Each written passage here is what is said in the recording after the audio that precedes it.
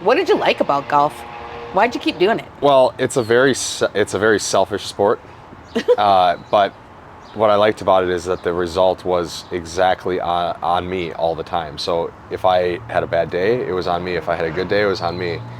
And there was always an element of getting better each day. And golfers are very optimistic by nature, because you believe that you can hit shots, and when you don't, you believe that the next time you hit the shot, you can hit the shot. So each day was about getting better and just improving. And golf is literally a game of inches. So, some days you'd go home and you'd just fret over those 2 shots or 3 shots that you missed, and you'd grind away mentally that night about what you could do differently. You'd practice in hotel rooms, hitting putts on Motel 6 carpets, down hallways of hotels, and then you'd show up the next day and give it your best shot. And honestly, it's very similar to what we do today. Every day is completely exhausted with effort. Yeah. I think that's why we've an element of why we've grown so much is that every single day is like those days at golf, with 100% effort. And then at the end of the day, there's always 1 or 2 things that we could have done differently. Yeah. That I often take home with me and I think about and I grind over, and we show up the next day and we have an opportunity to do it differently. Yeah. I think that's where the addiction of athletics comes from, the competitiveness comes from, that you want to show up and be a little bit better. And I think that just followed right through into real estate. Sometimes you've told me that in golf, someone is always on your tail, which I'm not sure I really understand because I don't know anything about golf. Yeah, I mean, somebody is always on your tail in any sport, but in golf specifically, there's a leaderboard, and the leaderboard is an immediate result. Shot by shot, your name can change up or down based on your performance. And so in golf, you would become obsessed with climbing the leaderboard and getting to the top, and that just makes you even more competitive. Okay. Because nobody wants to live at the bottom of the leaderboard. Everyone wants to get to the top of the leaderboard. At least the best players do. So I look at, again, real estate and business the same way. It's, I think competitiveness is very good. I think having an edge where you want to exceed your competitors is good. I think it pushes you. It's a fine line too, though. Yeah. Because we are humans and this is life, and business is not everything, right? But each day that we show up is an opportunity to get a little bit better. Each day leads into each week, and each week leads into each month.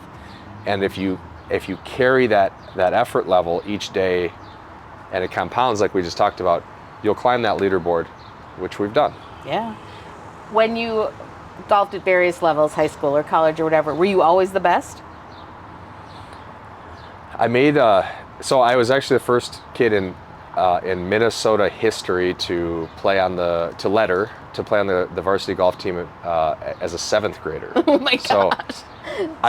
At 13. Yeah. Excellent. But at that time, golf was a sport that was like the nerds played it, right? And it was before Tiger had come out, and so I was naturally just a hockey player. And in the summers we played baseball. I mean, those were the 2 sports. Yeah. That conflicted with each other, and I was just a really good athlete, and I just poured everything that I had into getting better, and then those 2 skill sets. If you think about hockey and golf, they both have similar motions to, hockey and baseball have similar motions to golf. Even though baseball players are the worst golfers, hockey players are generally really good golfers. It just came natural, and I picked up clubs and immediately fell in love with it, to be honest. That's fun. Did you have coaches, mentors that you liked, that you learned a lot from? Yeah, I did. In high school, it was more about just supporting the sport and the kids and having fun. And you get to a collegiate level, and there's way more pressure, way more competition, which I liked even more. Yeah. The coaches came in with a pedigree, that is at the very top. This was Division I too, so it was pretty much the best of the best. Yeah. So they pushed you every single day, physically, mentally, emotionally. At times you hate them, at times you love them. Sort of like how people feel about their team leader. Yeah, in real estate. exactly.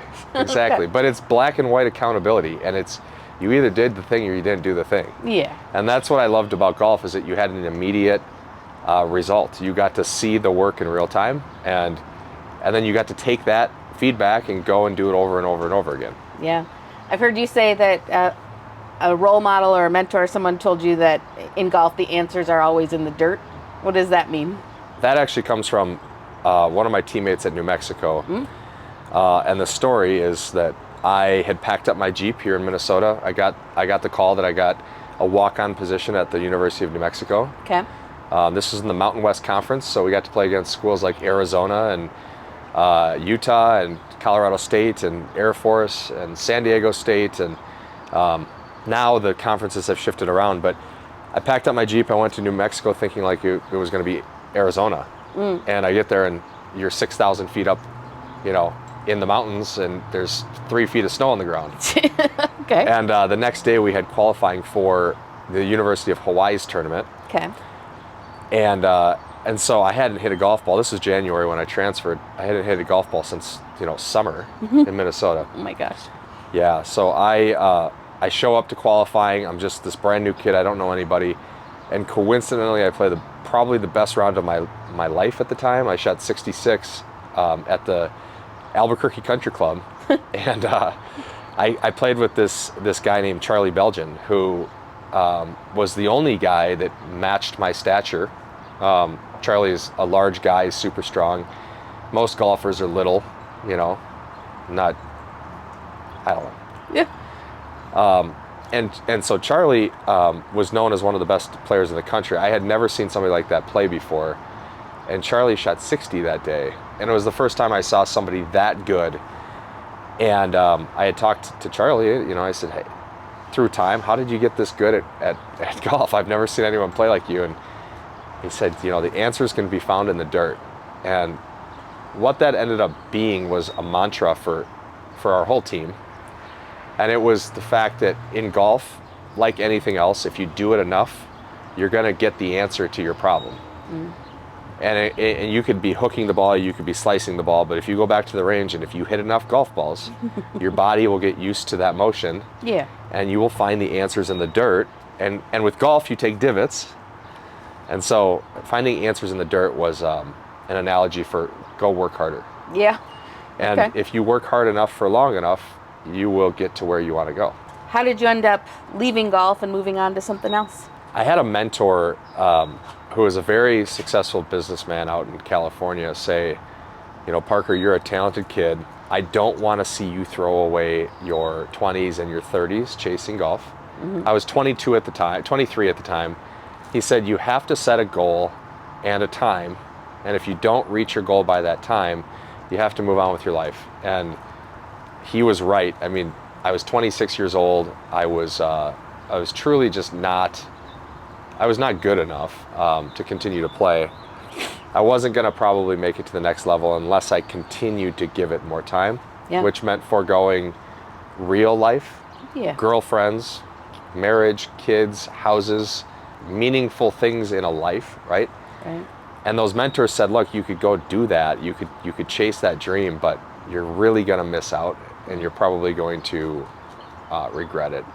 Now, at the same time, this is when Tiger Woods was coming out, and Tiger was all of a sudden taking golfers in the frame of golfers, and he was showing us that you can get big and strong and hit the ball farther.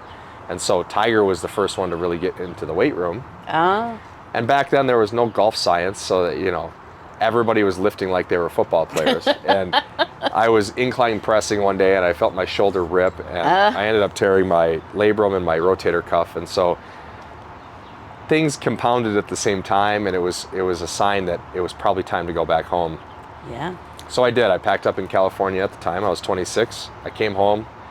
I didn't have any idea what I was going to do. I mean, I coasted through high school and college just at 3.0-esque, academics. Right. I really don't even remember college classes. In fact, I have bad dreams still to this day that I have tests or presentations. And I don't know what that means. But what class do you dream about?